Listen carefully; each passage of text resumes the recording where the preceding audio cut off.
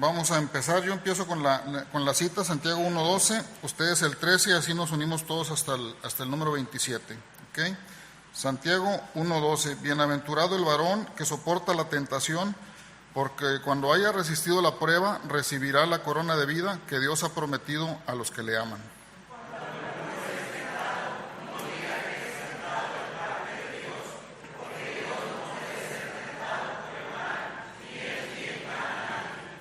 Sino que cada uno es tentado cuando de su propia concupiscencia es atraído y seducido.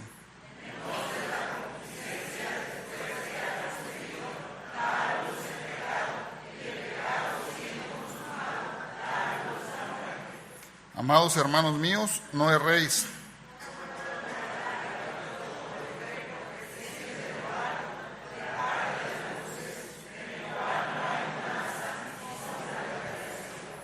Él de su voluntad nos hizo nacer por la palabra de verdad para que seamos primicias de sus criaturas.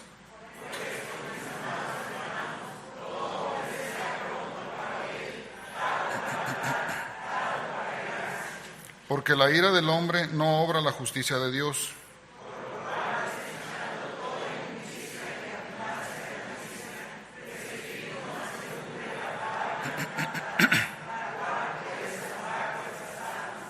Pero sed hacedores de la palabra y no tan solamente oidores, engañándonos a vosotros mismos.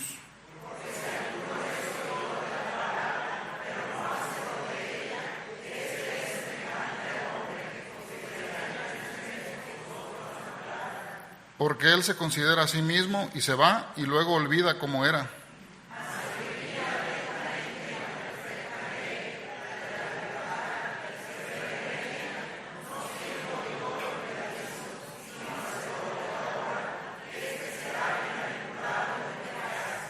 Si alguno se cree religioso entre vosotros y no refrena su lengua, sino que engaña su corazón, la religión del tal es vana. Todos, la religión pura y sin mácula delante de Dios el Padre es esta: visitar a los huérfanos y a las viudas en sus tribulaciones y guardarse sin mancha del mundo. Vamos a orar, hermanos. Amado Padre Celestial, te damos gracias, Señor, por este precioso día que nos das. Te agradezco, Señor, por la oportunidad que me das de estar al frente y impartir esta clase. Te agradezco por la enseñanza, que uno es el que la estudia, es el primero que la recibe, Señor, y te pido que me des sencillez de palabra para transmitirla a mis hermanos y que sea de bendición en sus vidas. Todo esto te lo pedimos en el nombre de tu Hijo Cristo Jesús. Amén. Pueden sentarse, hermanos. Pueden tomar su lugar. El tema de hoy, como platicaba ahorita, hermanos, es la victoria del cristiano. Ahí en la introducción ustedes pueden ver algo de lo que vamos a ver hoy, la victoria del cristiano. El cristiano en sí, hermanos, tiene tres enemigos. Regularmente batallamos diariamente con tres cosas. Una es el diablo, la otra es el mundo y la otra somos nosotros mismos. Nuestra propia naturaleza pecaminosa es una batalla para todos nosotros. Y todos los que estamos aquí, yo creo que tenemos nuestra propia batalla, aquel pecadito con el que no podemos, con el que la tentación nos ataca, unos de una forma, otros de otra, pero todos tenemos esa batalla diaria. En toda batalla, hermanos, siempre hay derrotas o hay victorias. Desgraciadamente yo pienso que los cristianos, cuando hablas con muchos, te encuentras con que pasan más tiempo del lado de la derrota que del lado de la victoria, porque siempre pues están quejando: ¿por qué Dios permitió esto? ¿Por qué Dios me causó este problema? ¿Por qué no me fue bien en mi trabajo? ¿Por qué no me fue bien en la iglesia, en la escuela, etcétera? Pero esa no es la voluntad de Dios, hermanos. Dios quiere que transitemos más en victoria que en derrota. Ahora, si yo pudiera resumir esta clase de cómo estar en victoria en Cristo, cómo tener la victoria como cristianos, pues todo viene a dar en la palabra de Dios. Si usted está en la palabra de Dios, si usted la estudia, si usted la escudriña, pero sobre todo si usted la ejecuta como viene aquí, usted va a tener victoria. Regularmente batallamos porque leemos la Biblia, oramos, pero no tenemos victoria, y uno se pregunta por qué me va mal, siendo que si yo soy cristiano, tengo a Cristo en mi corazón, Dios está conmigo, ¿por qué no me va tan bien como debería de irme? Bueno, es porque a lo mejor nada más la leemos superficialmente, no la creemos, y si no la creemos, pues no la ejecutamos. La palabra de Dios, ahorita lo vamos a ver más adelante. La Biblia no es un libro teórico, muchas personas lo consideran así, lo leen, de hecho lo estudian, pero no lo aplican. La Biblia es un libro práctico. Si usted lo lee y lo lee superficialmente y no aplica lo que ahí viene, usted va a batallar mucho. Y puede tener muchos años en el cristianismo y no tener victorias, y venir todos los domingos y no tener victorias. Quiere decir que no estamos viviendo de acuerdo a lo que pide Dios en su palabra, y eso nos ocasiona que estemos siempre en derrotas, hermano. Bueno, aquí en el caso de las tentaciones que tenemos, dice: el cristiano tiene 3 enemigos. Ahí en su introducción, si me quiere seguir, dice: el cristiano tiene 3 enemigos a los cuales debe resistir diariamente. El diablo, primera de Pedro 5, 8 al 9, no lo busque, yo lo leo por usted. Dice: sed sobrios y velad, porque vuestro adversario el diablo, como león rugiente, anda alrededor buscando a quien devorar, al cual resistid firmes en la fe, sabiendo que los mismos padecimientos se van cumpliendo en vuestros hermanos en todo el mundo. ¿Qué quiere decir? Que el diablo anda haciendo su trabajo, hermanos, y si usted cree que el diablo le anda tentando a usted, pues no, anda tentando a todo el mundo. Aquí dice que el diablo anda por todas partes con todos nuestros hermanos. Dice: el mundo es otra cosa con la que batallamos. Primera de Juan 2, 15 al 16 dice: no améis al mundo, ni las cosas que están en el mundo. Si alguno ama al mundo, el amor del Padre no está en él. Porque todo lo que hay en el mundo, los deseos de la carne, los deseos de los ojos y la vanagloria de la vida, no proviene del Padre, sino del mundo. Yo creo que el mundo, hermanos, batallamos todos porque nosotros estamos en el trabajo y estamos con incrédulos. Estamos en la escuela y estamos con incrédulos, y salimos de la iglesia y ya estamos con incrédulos. Y el pecado o el mundo a veces atrae mucho a las personas. ¿Cuántas veces hemos sabido o hemos visto aquí, hermanos, que simplemente se alejaron de la iglesia porque los jaló el mundo y ya no están? Y usted se los encuentra y ya andan bien desordenados, todos fuman, toman, bailan, y la familia ya se desintegró, ya se destruyó, etcétera, pero porque se alejaron. El mundo atrae mucho al cristiano, es una tentación. Y la otra cosa con la que batallamos, dice aquí en la lección, es con nuestra naturaleza, con nuestra propia carne o naturaleza pecaminosa, ¿verdad? Dice: por supuesto, con cualquier batalla puede haber victoria o derrota, pero tristemente muchos creyentes se han acostumbrado a vivir en derrota, y eso no es la voluntad de Dios. Sí podemos tener victoria en nuestra vida cristiana. Santiago continúa con su carta exponiendo que sí es posible que el cristiano triunfe sobre la tentación, y nos da la fórmula para llegar a esa victoria, que es la palabra de Dios. En el 1 Romano dice: victoria sobre la tentación. Dice: ¿qué es la tentación? Bueno, la tentación, hermanos, al traducir al español se traduce como tentado, tentación en sí, pero la palabra tentación en el Nuevo Testamento, que está escrito en griego, tiene 2 significados. Para nosotros tentación es ser tentado o tentación, pero en el griego tiene 2 palabras, ahí las puede ver usted en su lección. Dice, en el 1 dice tentación, en Santiago 1:2 dice palabra griega peirasmos. Peirasmos en griego significa probar, examinar, ¿verdad? Tiene su origen en Dios y su propósito es purificar al creyente. El ejemplo que nos pone ahí la lección habla de Abraham, Génesis 22:1. Ya conocemos la historia, es cuando Dios le pide a Abraham que sacrifique a Isaac, pero lo hizo no para tentarle en el otro sentido. En la otra tentación es la que induce al pecado, es para que usted caiga. En este caso es una prueba que Dios pone, y el propósito de ese tipo de pruebas es para nosotros crecer más como cristianos. En este caso, dice aquí la lección, es para purificación del creyente, y pone ese ejemplo que les menciono. Bueno, ahí hablamos de esa palabra que es peirasmos, probar, examinar, y viene de Dios. Y lo dice en el número 2, dice tentación en Santiago 1:13, dice palabra griega peiazo, significa inducir a pecar, tiene su origen en alguno de los enemigos del creyente, en este caso el diablo, el mundo o la carne, y su propósito es derrotar al creyente. Si se fija, los 2 significados que tiene la palabra griega de tentación son diferentes. Uno proviene de Dios y el otro proviene del enemigo, de cualquiera de los 3 que tenemos aquí. Y el propósito pues es derrotar al creyente. Ahí en la lección nos menciona ejemplo Cristo. Mateo 4:1-3, si recuerdan, es cuando Cristo es llevado al desierto y es tentado por Satanás, ¿verdad? Le decía, si tan solo te postrases y me adorases, te daré todos los reinos del mundo. Ahí lo que está haciendo con esa tentación es provocarle a que caiga en el pecado. O sea, esa tentación no viene de Dios, o sea, viene del diablo, a diferencia de la que Dios nos manda como pruebas que nos sirven para que crezcamos como creyentes, ¿verdad? Dice, entonces hay dos formas, dice la lección, después del 2, dice, entonces hay dos formas en que el creyente puede ser tentado y en ambas puede obtener la victoria. En la letra B dice, ¿cómo es que somos tentados? Santiago 1, 14, 15 dice, Satanás puede tentarnos. Uno de los adjetivos que se le da a Satanás es el tentador. Habla ahí de Mateo ¿qué? 4:3. Mateo 4:3 dice, y vino a él el tentador y le dijo, si eres hijo de Dios, di que estas piedras se conviertan en pan. O sea, Satanás es el tentador mayor, hermanos, para todos nosotros.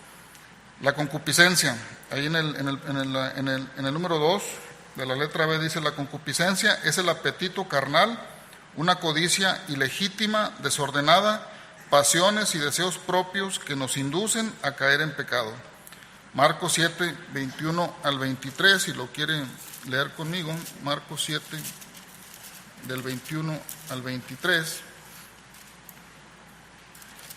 Dice, porque de dentro del corazón de los hombres salen los malos pensamientos, los adulterios, las fornicaciones, los homicidios, los hurtos, las avaricias, las maldades, el engaño, la lascivia, la envidia, la maledicencia, la soberbia, la insensatez.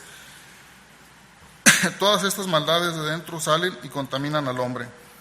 En esta parte, hermanos, la concupiscencia, ahorita hablamos de lo que es el mundo, de lo que nos atrae del mundo para pecar. También veíamos lo que es Satanás, que es el tentador principal para todos nosotros. Pero en este caso la concupiscencia, que es el apetito carnal, esa, hermanos, esa ya es de nosotros.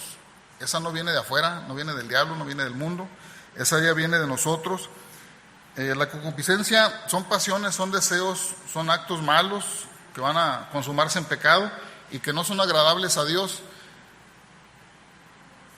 La diferencia de esto es que la concupiscencia nace siempre de nosotros, es decir, si usted alimenta a su mente y a su corazón deseos malos, usted va a tener actos malos delante de Dios, desagradables. Si usted alimenta cosas positivas, cosas buenas, usted lee su Biblia, usted ora, usted ayuda a sus hermanos, etcétera, las consecuencias de todo eso van a ser actos agradables a Dios. Entonces la concupiscencia depende más de nosotros, hermanos, que de afuera. Dice, por ejemplo, ahorita que hablamos de los hurtos, avaricia, las maldades, el engaño, todo eso, el adulterio, la fornicación, el homicidio, todo eso, hermanos, si alguien cometió un adulterio, un homicidio, una fornicación, etcétera, esa persona tuvo que haberlo pensado. Nadie va y mata a nadie nomás porque sí, y nadie adultera nomás porque sí, nadie va y fornica con alguien nomás porque sí.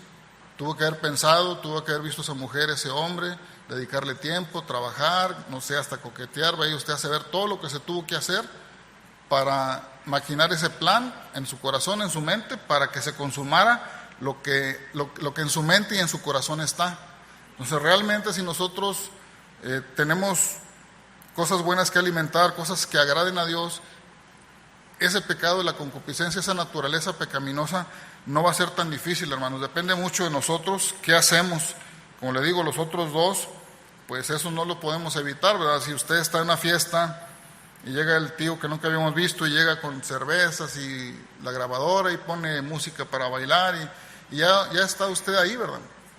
Bueno, a lo mejor cae. Pero si está ahí va a tener la tentación de todo lo que está viviendo. Pero eso usted no puede hacer nada para controlarlo, hermano. Satanás, si lo viene a tentar con alguna cosa, usted tampoco puede hacer nada. Pero la concupiscencia, ese apetito carnal, todo ese tipo de situaciones, ustedes lo podemos controlar.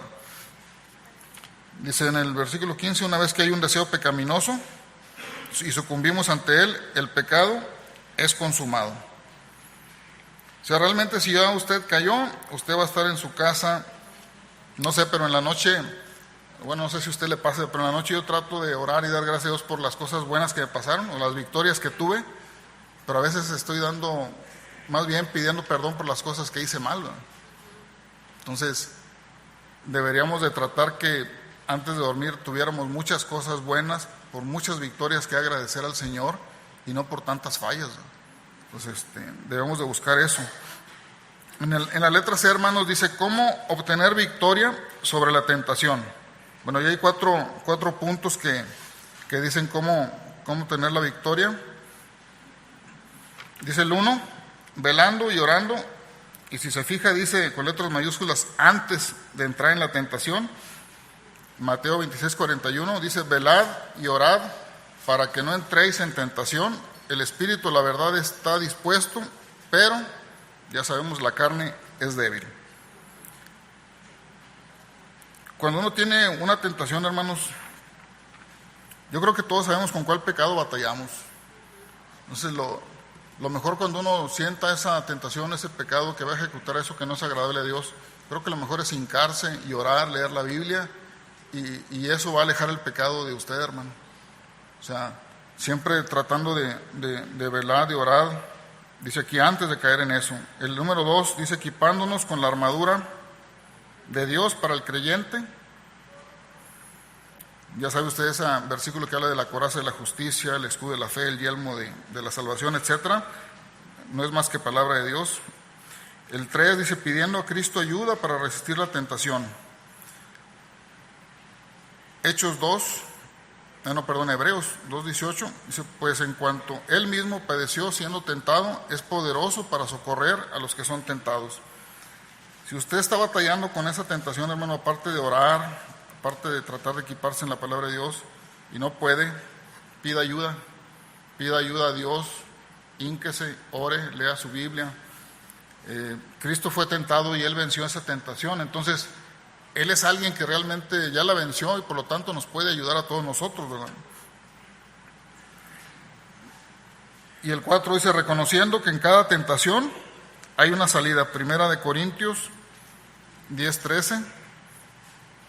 Si gusta seguirme ahí, hermano, 1 Corintios 10:13. 1 Corintios 10:13 dice, no os ha sobrevenido ninguna tentación que no sea humana, pero fiel es Dios, que no os dejará ser tentados más de lo que podéis resistir, sino que dará también juntamente con la tentación la salida, para que podáis soportar. Dios no nos va a mandar nada, hermanos, que no podamos aguantar en nuestra vida cristiana. Entonces realmente debemos orar, debemos pedir ayuda a Cristo para resistir esa tentación, y siempre saber que nunca nos va a mandar Dios nada superior a nuestras fuerzas, ¿verdad? En el punto 2, hermanos, habla de la victoria por medio de la palabra de Dios. Santiago 1:17 al 25. Dice aquí, si hay algo que va a dar fortaleza al creyente para resistir la tentación, es la palabra de Dios. Salmo 119, del 9 al 11. A ver si lo tengo aquí. Salmo 119. ¿Con qué limpiará el joven su camino? Con guardar tu palabra. Con todo mi corazón te he buscado, no me dejes desviarme de tus mandamientos. En mi corazón he guardado mis dichos para no pecar contra ti. ¿Verdad? ¿Cómo nos muestra Santiago la palabra de Dios? Bueno, ahí en su lección, en el punto 2 dice, ¿cómo nos muestra Santiago la palabra de Dios? En la letra A nos lo muestra como un regalo, nos muestra la palabra de verdad y como el medio del nacimiento espiritual. Dice en la letra A, como un regalo de Dios, la Biblia es lo único perfecto que tenemos en este mundo. Ya lo dice ahí en el Salmo 19:7. La ley de Jehová es perfecta, que convierte el alma. El testimonio de Jehová es fiel, que hace sabio al sencillo. Y la letra B, hermano, dice como la palabra de verdad. Dice, Dios es veraz, no hay mentira en Él, su palabra es un reflejo de ello.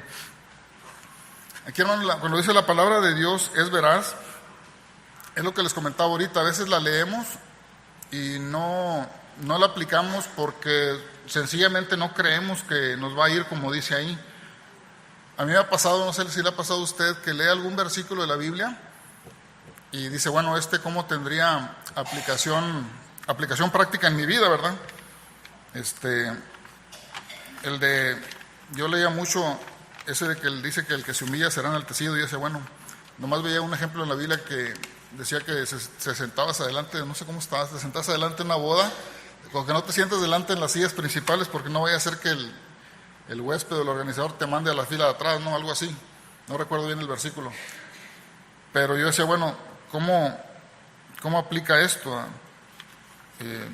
Si tan veraz es la palabra de Dios y se cumple, yo siempre en algunas cosas trato de buscar cómo aplicarlo en mi vida, o cómo esa verdad que Dios me dice, cómo la vería yo. Les voy a comentar una cosa que yo di testimonio en la reunión de varones. Iba a decir la cena de varones, ¿verdad? No hay cena de varones. En la reunión de varones comentaba yo que tuve un problema muy fuerte en mi trabajo y pues yo dije, bueno, pues ya, se acabó el trabajo, se acabó todo esto. Tuve un problema, me habla mi jefa y me dice, hay un detalle aquí, hay un impacto financiero de, no me acuerdo, era casi $500,000, muchísimo dinero. Y yo dije, bueno, no puede ser que me haya equivocado. Me dicen, sí, checa los correos, chequé todo. Y pues sí, era un error mío, algo que se me pidió. No lo hice, lo omití o lo vi de lejos o no lo hice, me llené de trabajo ese día. El caso es que por esa labor no hecha como trabajador, le costó a la empresa muchísimo dinero, ¿no? Entonces cuando me hablaron en la tarde para eso, yo estuve orando, estuve leyendo mi Biblia y dije, ¿qué hago? Leí todo y estaba bien claro que era un error mío, ¿verdad? No tenía para dónde hacerme. Entonces ya prácticamente no cené, prácticamente no dormí, porque dije, bueno, mañana es un día muy, muy pesado. Y llegando, me dice mi jefe, oye, pues tenemos que hablar con los directores, ¿no? Con los directivos, con el vicepresidente, porque pues esto es mucho dinero y pues se van a dar cuenta. O sea, no hay forma de ocultar esto, es muchísimo. Entonces yo le dije a mi jefe y a mi jefa, ¿sabes qué? Pues diles que, pues ¿qué te puedo decir? Ofrezco una disculpa. Ahí está mi trabajo, o sea, mi cabeza, lo que quieran hacer conmigo, ¿verdad? Yo no tengo excusa. Entonces va mi jefe y habla con los directivos y regresa y me dice, pues ya hablé con ellos, les dije lo que me dijiste y me dicen que no hay problema, que te pongas a trabajar, que no pasa nada. Pero yo no sentía paz en mi corazón y yo le dije, lo que pasa es que si yo fuera el director, yo no le soltaría otro proyecto, otro encargo a esta persona que falló con tanto. O sea, a mí ya no me inspiraría confianza una persona así, ¿verdad? ¿Con qué confianza le suelto otra cosa? Le dije, entonces, digo, yo sinceramente creo que ya no van a tener confianza en mí, aunque me digan que trabaje, yo creo que ya no tienen confianza en mí. Y por lo tanto, pues mejor pues vamos a negociar esto, la salida mía y vámonos, y se acabó, ¿verdad? No tengo nada que hacer aquí. Sin embargo, por dentro yo decía, bueno, si pierdo mi trabajo, pues mi familia va a sufrir. Los que han perdido su trabajo saben que cuando se quedan sin trabajo un mes o un año, la familia sufre. Pero yo decía, pero esto es lo que tengo que hacer, esto es lo correcto. Yo ni vendiendo mi casa pago lo que hice aquí, ¿verdad? Ni modo. Regresa mi jefe y me dice, oye, pues ya volví a hablar con los directivos y dicen que no, que siguen teniendo confianza en ti, que no pasa nada. De hecho, te acaban de mandar depositar lo equivalente a una quincena como compensación para que veas que realmente confiamos en ti. Si ya no nos crees así, pues entonces no sé qué pasa, ¿verdad? Entonces yo vi ahí el equivalente a otra quincena y decía, wow, acabo de regarla, acabo de tirar $500,000. Les ofrecí disculpas, me pedí perdón, les ofrecí mi cabeza. Y no nada más no me corrieron, sino que simplemente me dijeron, échale ganas, y ahí te va una quincena extra para que veas que confiamos en ti. Entonces ahí yo comprendí la aplicación del que se humilla será enaltecido. Entonces yo creo que a veces nosotros no confiamos totalmente en lo que dice la palabra porque no sabemos cómo aplica en nuestra vida. Pero si usted lo vive, o sea, si usted cree y lo aplica, créame, usted va a ver maravillas, ¿verdad?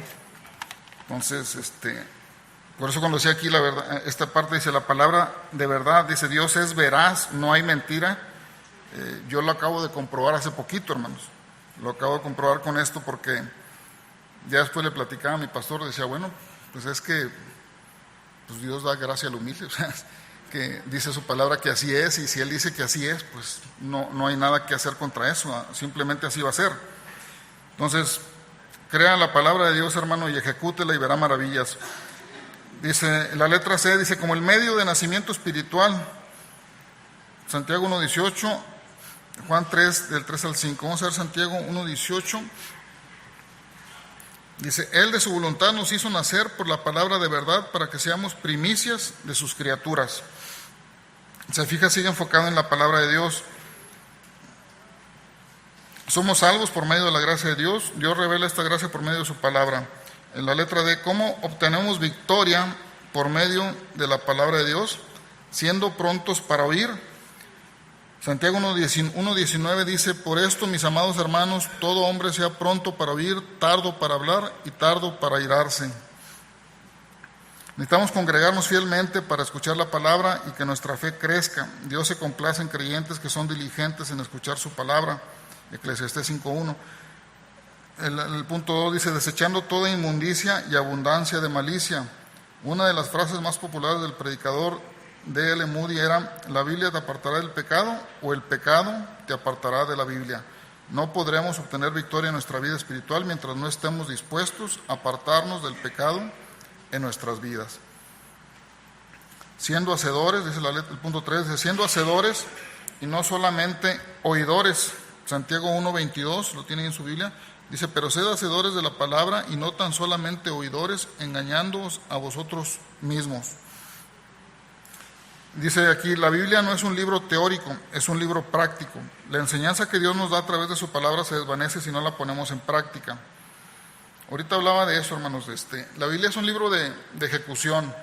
Realmente, si usted lo lee, usted lo puede escudriñar, puede entender muchas cosas, pero si usted no lo aplica, no va a haber nada.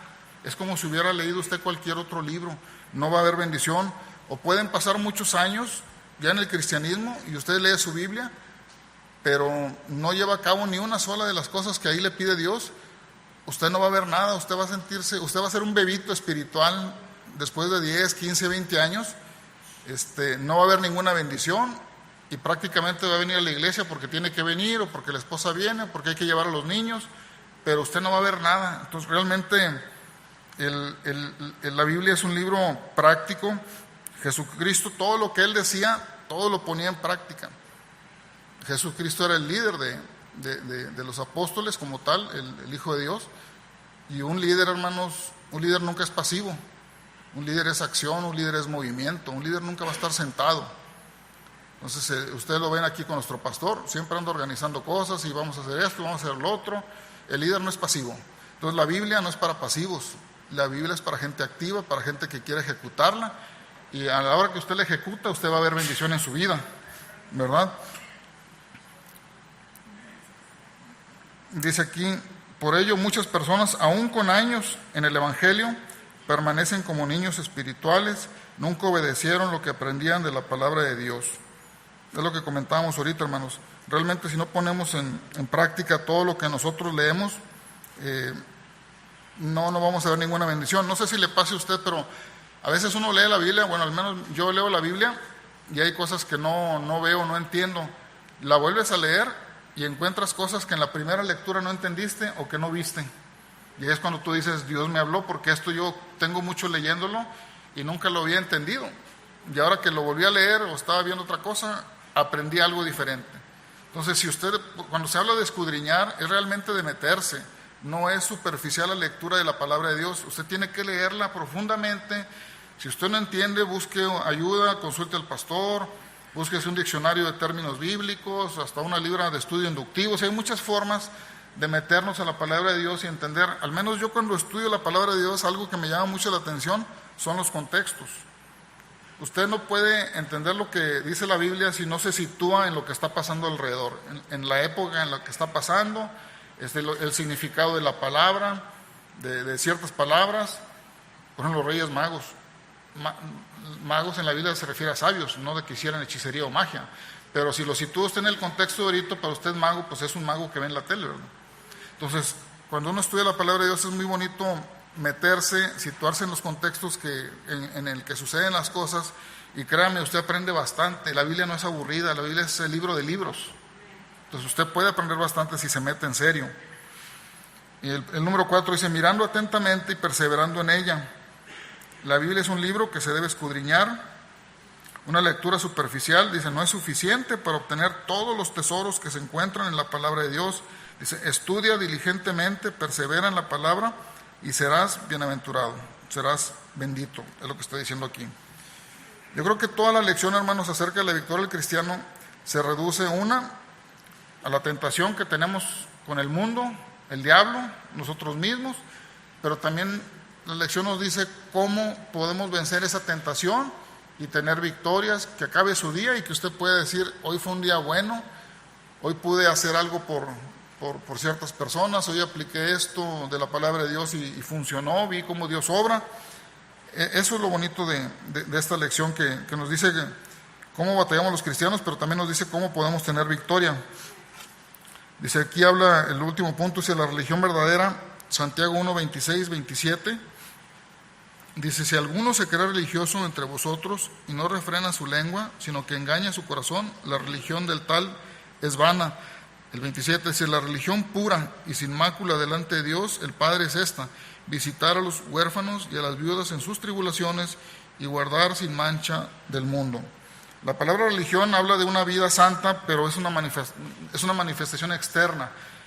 Es como los fariseos, ¿verdad?, que eran muy religiosos, todo se centraba en que los demás te vean.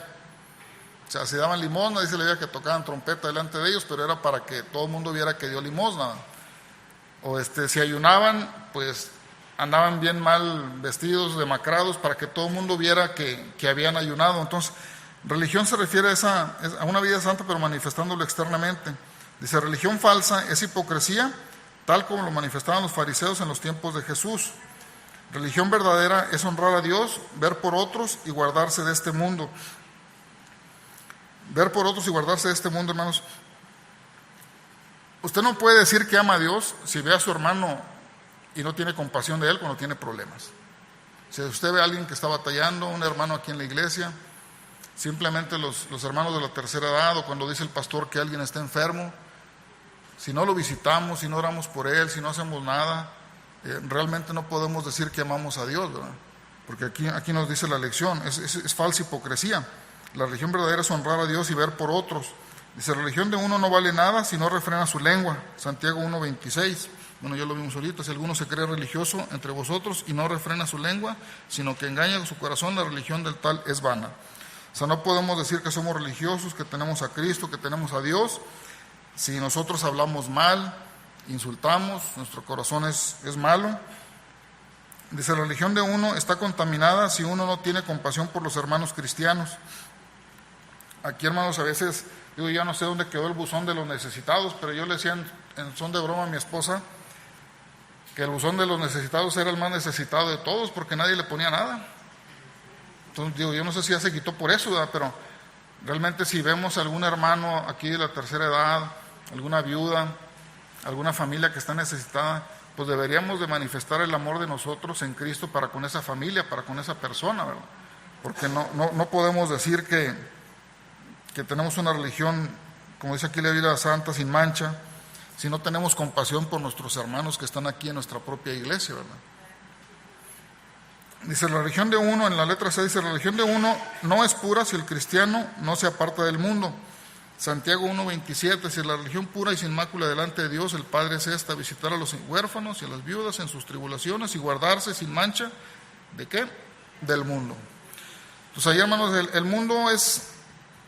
Yo lo he visto aquí con muchos hermanos que se han alejado, algunos de hecho viven aquí cerca, de vez en cuando los visito, pero te dicen, no, es que ya no quiero nada, es que pasó esto en la iglesia, o me hicieron esto y la verdad ya no quiero problemas, o sea, y está bien, dice, bueno, te congregas en otra parte, no, tampoco. Entonces ya realmente se alejaron, y lo ves en la vida de sus hijos, porque si los padres ya no tienen el liderazgo, el empuje de traer a sus hijos, aunque sea fuerza cuando están chiquitos, ya de adolescentes o mayores los hijos pues tienden a hacer lo que ellos quieren, ¿no? Ya no quieren salir a cenar contigo siquiera. Bueno, mis hijos ya a veces se quedan solos en la casa, ya no quieren salir con nosotros, o tienen sus ocupaciones, el estudio, etcétera, pero como estas personas que les comento, pues ya no se congregan. Ves la vida de sus hijos, a veces de sus hijas ya perdidas, incluso con tatuajes. O sea, si uno como líder de la casa o líder espiritual no hace por empujarlos a lo bueno, ellos van a optar por lo malo, el mundo los va a jalar. ¿Por qué? Porque ellos están expuestos.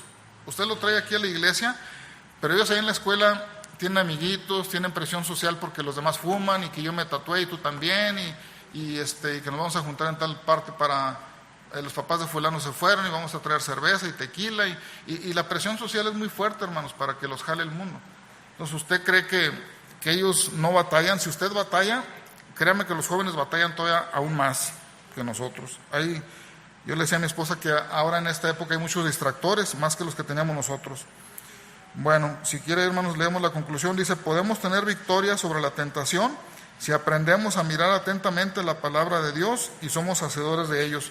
Nos ponemos de pie, hermanos, para leer nuestro texto de memoria, Santiago 1:22, por favor.